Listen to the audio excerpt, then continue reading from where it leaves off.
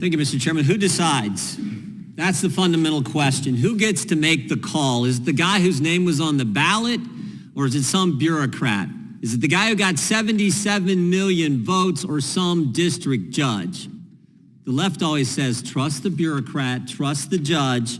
It's the Faucis, it's the Boasbergs who get to make the call. After all, they're the experts. They're smarter than we the people. They're smarter than all us hillbillies in flyover country who voted for President Trump. Trust them. That's not how it works. We the people have the power.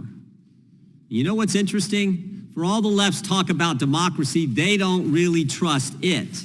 Last summer, they kicked their nominee off the ballot without a vote, without an election, and they put someone else on the ballot without a vote, without an election. So of course they like some judge issuing orders or injunctions that stop the head of the executive branch from doing what he said he was going to do when he ran for the job and when the American people elected him. Think about it.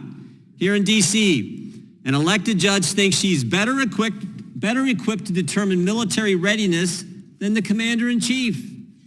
An unelected judge in California thinks he gets to decide how many probationary employees work in the executive branch, not the guy who was elected to run the executive branch. Another unelected federal district judge here in D.C. thinks he gets to decide how long illegal gang member terrorists stay in our country, not the president, not the commander-in-chief. And now that same judge gets randomly assigned the Hexeth case, and he'll get to determine who the Secretary of Defense can talk to and how he has to do it, not the president. I think Americans see through this all. They know Representative Iss's legislation is exactly what's needed. They know who they elected, and they want him to make decisions that affect the executive branch, that affect our country. So I want to thank our chairman, Mr. Issa and Mr. Roy, for this hearing. I want to thank Mr. Issa for his bill.